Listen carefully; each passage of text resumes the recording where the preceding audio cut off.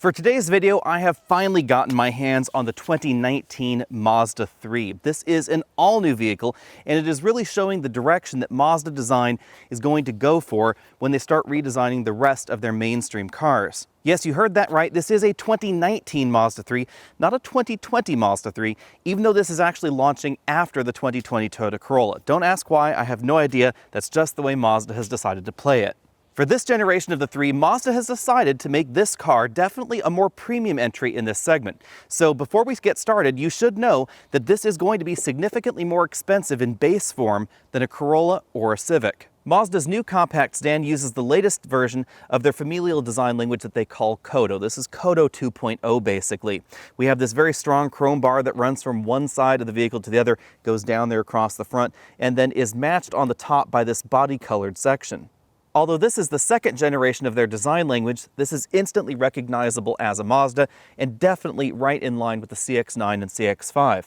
We have full LED headlamps in all models. If you get the top end trim, then they steer in corners. Then we have a radar sensor right there behind that Mazda logo. That radar sensor is there because the Mazda 3 now gets all of their latest active safety systems, but importantly, they're not standard on the 3 sedan, although they are standard on the 3 hatchback. The radar sensor gives us adaptive cruise control with stop and go and autonomous braking. We also have lane keeping assistance provided by a camera right here behind the windscreen, available rain sense wipers, auto high beams, and blind spot monitoring with rear cross traffic detection. Although the base model of the sedan does not get this active safety package standard, you will find it just one trim level up. At 183.5 inches long, the 3 has grown about 3 inches over the last generation, making this now one of the longer entries in the compact category, about the same length overall as the brand new 2020 Corolla. If you're looking for something with a little bit more room in this same category, you will find that in the new Volkswagen Jetta, but the Mazda 3 does have a pretty good rear seat legroom score, as we'll talk about later in this video. Be sure to let me know what you think about the overall styling of the Mazda 3 down there in the comment section below. Personally, I think this is easily the most beautiful entry in this segment. A lot of that really has to do with this long hood proportion up here. They've deliberately made the front end a little bit blunter than before, but you can really see how long this hood is overall. Out back, we find full LED tail lamp modules, which is a little bit of a surprise because a lot of the competition only uses combination elements where we have incandescent bulbs and LEDs in the same module, but not back here. We actually have amber LED turn signals in the center, and this overall look actually reminds me a little bit of the Infiniti product lineup. It's a pretty good thing to be reminded of when we're talking about a mainstream car. Moving over to the hatch, the first thing you'll notice immediately is that we don't have quite the same front end as the sedan. There's a little bit of a different treatment down here at the bottom of the bumper, and we get a black grille instead of the chrome grille that we find on the sedan. Mazda tells us that the parts are not quite interchangeable, so the hatch will always have this black insert right here, and then the sedan will always have the chrome insert. I found that a little surprising because if we move around to the side of the hatch, we still have chrome right over here on the doors below the windows instead of on top of the window like we see in the sedan. But this doesn't get blacked out like we see up front. The biggest change between the sedan and the hatchback is the overall length. At 175.6 inches long, this is nearly 10 inches shorter than the sedan. And all that difference comes right back here behind the rear wheels. Another interesting twist is that other than the hood, this shares no sheet metal with the sedan model. So the doors, the roof, etc., these are all actually uniquely shaped for the hatchback. Unlike some of the other hatchback to sedan comparisons in this category, we don't actually lose any headroom in the back or gain any headroom in the back when you move from the sedan to the hatchback or vice versa. So we have basically the same interior dimensions there, and then we have a cargo area that's a little bit more practical back here. The most controversial angle for the Mazda 3 hatch is right back here, or perhaps from the side, because we get this definite slope right back here. It's meant to accentuate the width of the rear versus the width of this cabin area right back here, but it does come across as very round. I'd love to know what you think about that down there in the comment section below. Let me know whether you prefer the sedan or the hatchback form. I have to say this is not quite my cup of tea, but the design overall has grown on me a little bit since this was first launched out in LA and we were able to see it inside sort of a studio or showroom kind of atmosphere. And out here in the wild, I think it does look a little bit better. All versions of the Mazda 3 for 2019 will have just one engine under the hood in the USA. It's a 2.5-liter four-cylinder engine that produces 186 horsepower and 186 pound-feet of torque. There have been a lot of questions about whether Mazda's new compression ignition gasoline engine, also known as Skyactiv X, will ever find its way under this hood. At this point in time, we simply don't know. Mazda has told us that that engine will be available in some Mazda product in Europe in the 2019 calendar year, but we just don't know about that under this hood yet. So for the moment, we have just this one engine. The engine is mated to a 6-speed manual transmission available in the hatchback, only in top-end trims.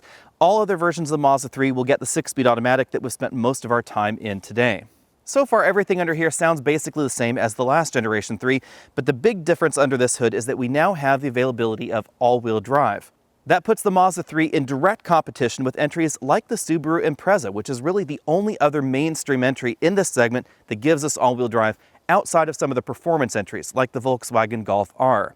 All-wheel drive is available only with the automatic transmission, but it is available on both the hatch and the sedan. Choosing all-wheel drive in the sedan will drop your fuel economy from 30 miles per gallon combined down to 28 miles per gallon combined, and if you get it in the hatch, you actually lose 1 more mpg down to 27. An interesting twist under this hood is that most trims of the Mazda 3 will have cylinder deactivation for 2019.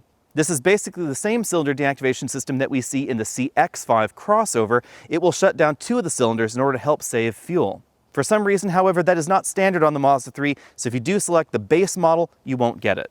Although at the moment I'm in a dry parking lot, I did have the opportunity earlier today to drive the Mazda 3 out in the snow, so we will post some of that later in this video in the drive section. But let's talk about the all-wheel drive system under here, because it is very different than what we see under the hood of the Mazda CX-5. This is the latest generation of the Mazda all-wheel drive system, and I expect that this will make its way under the hood of all of the latest Mazdas once they get a refresh. The big difference between this system and the system that we find in the CX-5 is overall efficiency. They tell us that they've reduced parasitic losses of the rear axle by 70% versus the CX-5. In addition to that, they've changed the way that this predictive all-wheel drive system functions. It is still a predictive system, but it no longer takes into effect ambient temperatures, windshield wiper position, that sort of thing.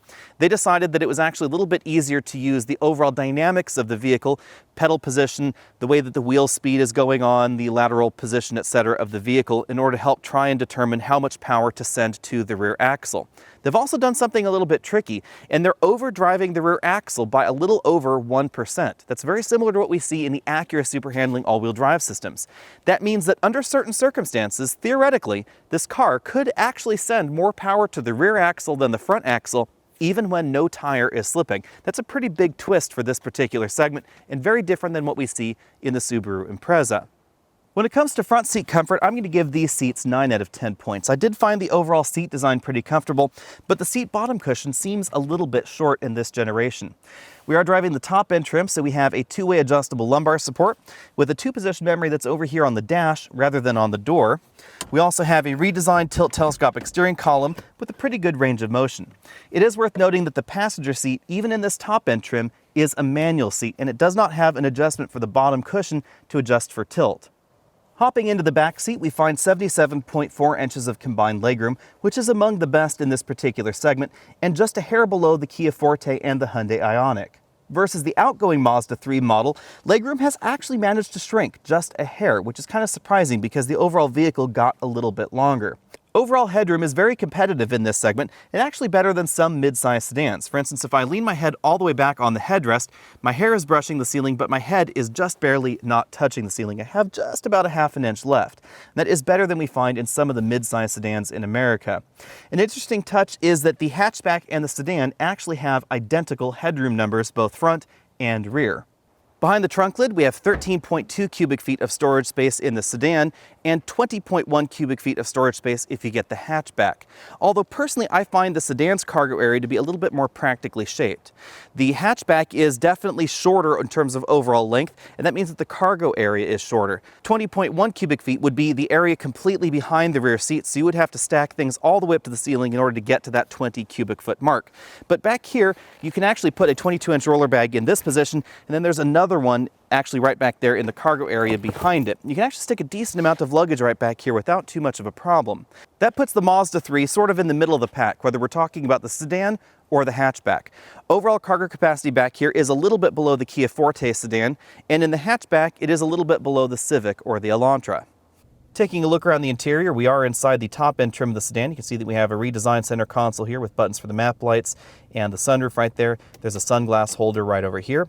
And then the moonroof itself is a pretty typically sized moonroof. It goes right over there to the driver and front passengers' heads.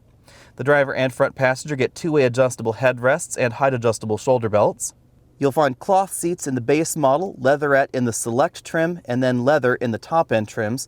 Although these leather seats are perforated, the seats are just heated. They're not ventilated like we do see in some of the competition. The overall seat bolstering is fairly aggressive on the seat back cushion and a little bit less aggressive on the seat bottom cushion. The overall interior design and interior parts quality definitely has a very premium feel to it, especially when you remember that the Mazda 3 has typically competed directly with the Honda Civic and the Toyota Corolla, but I think in this generation this really punches above its weight, and you could really compare this directly with something like the Acura ILX. We have a lot of soft touch materials and stitch materials going on the doors and on the dashboard. We have real metal speaker grills there in the very top end trim. And I really like the way that door handle is overall designed. There's still some hard plastics down there at the bottom of the door like you'd expect in a $21,000 car, but they're actually kept well out of reach. Moving over to the dashboard, we find again more of that same stitched material over here on the dashboard, a soft touch upper section, and then overall styling that definitely has a very sleek look to it. There's a continuous line across the dashboard from the dual zone climate controls, which are optional, all the way on over there to the passenger side where we have those two air vents. And then there's kind of a little grill section between them to try and unite that theme. Personally, I think that looks a little bit cheesy. I think they were going for something along the lines of the Audi 5000. The glove compartment is a slot-style glove compartment. It looks like we might be able to fit a larger tablet computer inside, but unfortunately I didn't have one with me at this moment. In the middle of the dashboard, we find an all-new infotainment system. This is a widescreen versus the more standard aspect ratio screen that we saw in the last Generation 3, and it's nestled in this very interesting opening right here in the dashboard. Mazda definitely went through a lot of trouble styling this interior. This system features Apple CarPlay and Android Auto integration from launch, but not in the base trim. It's also worth noting that if you get Android Auto right here on this display, at the moment, it's not designed for widescreen operation, although we do expect to see an update from Google very soon. The system is very different than the last generation model. You can see that the graphics are definitely more high resolution. The software is also significantly faster in terms of the interactions and the speed with which things happen in the system. A nice touch with this software version is that, similar to the last generation Mazda Connect system, you can add the navigation database to the car aftermarket really at any time. So if you decide you want to buy the car now in those lower end trims and you want to add navigation later, it's simply a $400 or so upgrade. We have some direct access buttons in the middle that I'll show you in a moment, but I'll show you these settings menus right here first. These have definitely been improved versus the last generation Mazda Connect system. And inside this display is also where you would adjust things like the heads-up display and, of course, the instrument cluster LCD as well. Zooming out from there, we have an air vent over here on the driver's side. Again, those controls for the dual zone automatic climate control system. And then below that, we find a single USB input for that system and a place where you can easily store your smartphone. Continuing down from there, we have two decently sized cup holders. There is a lid that will close that area off. A shifter that is basically the same as we've seen in other Mazda products. There's a manual mode over here to the left. We pull towards the driver for up. We have a toggle switch over here for the sport mode. That's really the only drive mode that you can select in this system. Then behind that we find the new controller for the Mazda Connect Infotainment System. It's this large rotary knob, very similar to what we see in iDrive or former versions of Audi's MMI.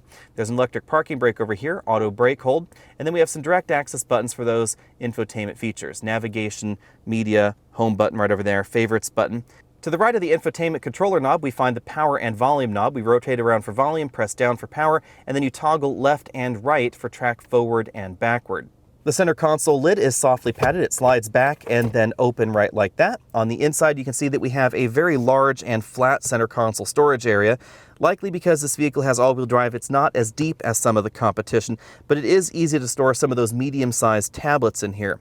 We have a charge port right over here behind that little door. It is a 12-volt port, and then we have a USB input that works with the infotainment system. So if you don't want your smartphone in that cubby up front, you can actually leave it back here in this area.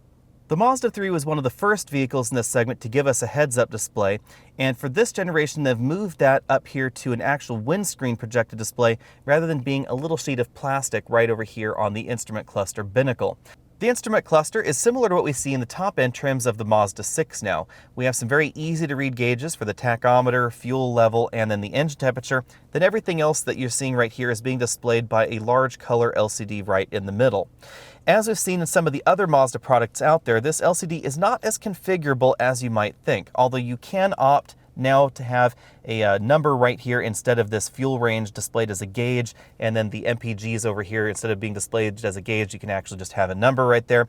But aside from that, basically all that you're seeing right here being cycled through, we get an analog speedometer available, and then we have our pretty typical trip computer info. Zooming out from there, we have an all-new 3-spoke steering wheel design. I really hope this makes its way into other Mazda products soon, because this is really a very comfortable steering wheel. We have sport grips up top, and it's pretty thickly rimmed. You'll find the controls for the adaptive cruise control over here on the right. Interestingly enough, we still have 2 button blanks over there. I'm not sure what those would be used for in the future. On the left side, we find the controls for the infotainment system and an info button that controls that multifunction LCD instrument cluster. Today I've spent most of my time in the all-wheel drive version of the Mazda 3. That's really what Mazda was trying to focus on with this particular event. The all-wheel drive system does add about 200 pounds or so to the overall curb weight of the Mazda 3, and this is actually a little bit heavier than the last generation 3 as well. That makes this one of the heavier options as far as mainstream compact vehicles go, but it's about the same curb weight as something like an all-wheel drive luxury entry. Overall, out on the road, the Mazda definitely feels like a step above the average entry in the mainstream segment in terms of overall polish out on the road. But when it comes to overall performance, don't expect this to compete directly with something like the Audi A3 or the Mercedes-Benz A-Class. We of course don't have official 0 to 60 times just yet, but I suspect that this is actually going to be a little bit slower than the last generation model 0 to 60, and of course the slowest version is going to be the one that we're driving here, the model with all-wheel drive, because of the added curb weight. But an interesting touch with this all-wheel drive system is that it actually overdrives the rear axle, very much like we see in Acura's super handling all-wheel drive system. In order to keep costs low, however, we don't have a torque vectoring function on the rear axle mechanically like we see with super handling all-wheel drive. But it does mean that if you're in the snow with this and you really give it some gas, you can actually get a little bit of rear end motion back there, because it can theoretically send more than 50% of the power to the rear even when there's no wheel slip up front. We haven't been able to do any braking tests out here, but again, I suspect that this is going to be a little bit longer than the last generation Mazda 3 because of the added curb weight. Something worth noting is that you will find wider tires on the competition. The model that we're driving here has 215 width tires, 205s are standard on the base model. The rest of the Mazda 3 lineup gets basically the same tires that we have on this particular trim. But you will find again wider tires on something like a Honda Civic or a Honda Civic Sport if you're comparing this to the hatchback Civic. In my estimation, the Honda Civic is probably going to handle a little bit better when it comes to overall grip out on the road. But in terms of overall feel, the Mazda 3 does very, very well, just as you'd expect out of Mazda. Overall, the steering weight is very good, and there's definitely more feedback coming from the front tires than we find in basically any of the competition in America. A surprising move for this generation of Mazda 3 is that they've moved away from the independent rear suspension that they'd been known for and moved to a torsion beam partially independent suspension back there. Obviously, there are a few reasons that Mazda has done this. First off, this is going to be less expensive not just to manufacture, but also to maintain long-term versus the independent suspension. There are fewer components going on back there. Now, Mazda tells us that this suspension design is actually a little bit more sorted than their previous multi-link suspension. I'm not sure if I buy that completely, but I have to say that this is one of the best torsion beam suspensions that I've ever driven. This suspension doesn't get upset over broken pavement, and trust me, there's been plenty of broken pavement up here in the Sierra Nevada mountains. Mazda tells us that this overall suspension design also improves the overall ride quality, and that's definitely something that we see in this Mazda 3. It has a pretty decent middle-of-the-road suspension tune. It's neither too firm like we see in some of the ultra-sporty options in the segment. If you were to compare this to things like a Veloster N or a Honda Civic Si, something along those lines, this is definitely more compliant, a little bit more comfortable for long highway travel, but it's definitely a little bit firmer than some of those base options out there. We haven't been able to confirm any cabin noise measurements, but Mazda tells us that they expect this to be one of the quietest entries in the category, and I don't think that's going to be too much of a stretch. The narrower tires that we find in this model are likely part of that because we don't have as much contact with the road. Fuel economy is also something we can't talk about yet because we've been driving it up here in the Sierra Nevada, but I do suspect that this is probably going to be right around the EPA estimates for the all-wheel drive model. It's a penalty of about 2 miles per gallon or so. Overall, out on the road, the Mazda 3 definitely has an impressive, solid feel to it. This is easily one of the most fun entries that you can buy in this segment. I really like the Honda Civic. I've said previously the Honda Civic is just my most fun go-to option because of its turbocharged engine and the absolute amounts of grip that we find in those top-end sporty trims. However, I think this Mazda 3 is an interesting argument against something along the lines of a Civic. The 6-speed automatic that we find in the Mazda 3 is definitely more engaging than the CVT that we find in the Civic, even though we don't get quite the same kind of performance out of this engine that we find out of that 1.5-liter turbo. The overall grip levels may not be where certain versions of the Civic are, but the overall handling feel compensates for that, and you could definitely improve grip yourself aftermarket by putting wider and stickier tires on this, and it would take an awful lot of work to try and get a Civic to have this same kind of steering feel that we find standard in the Mazda 3. As I've said before, Mazda's philosophy is not about being the best accelerating, the best braking, or the best handling entry in the segment, but rather about being the one with the best feel in the segment, and that's definitely something that Mazda's nailed with this. And now to the nitty-gritty. How much will one of these set you back? Well, the sedan here will start at $21,000. That is notably more expensive than a Civic or Corolla, about $1,500 or so. For that model, we don't get Apple CarPlay on the inside, and we don't get the active safety systems that we find in this model. But we do get the 2.5-liter engine, we do get an automatic transmission, and we get more feature content on the inside in terms of luxury treatments than we find in the base competitive options. The next step up from there is adding the Select package to the sedan for $22,600. That's really where most shoppers of the Mazda 3 are going to want to be. That's going to give you the complete active safety package that we find on this model, the 2-zone automatic climate control, leatherette seats, and the leather steering wheel on the inside that we saw in this particular model. Although $22,600 is definitely more expensive than base trims of the competition, or even perhaps one trim line up in those competitors' lineups, the Mazda 3 is actually a pretty good deal in the Select package when you take a look at all the feature content that you get versus how much you're paying. The Mazda 3 is definitely trying to turn itself into a more premium entry in this segment. And while driving this vehicle, I kept drawing parallels in my head to the Acura ILX and perhaps the Buick Verano, even though the Verano is no longer with us. If you want the hatchback version of the Mazda 3, that will cost you $1,000 extra. The hatchback version is going to be a little bit easier to park than the sedan because it is nearly 10 inches shorter. However, I actually found the cargo area in the sedan to be a little bit more practical.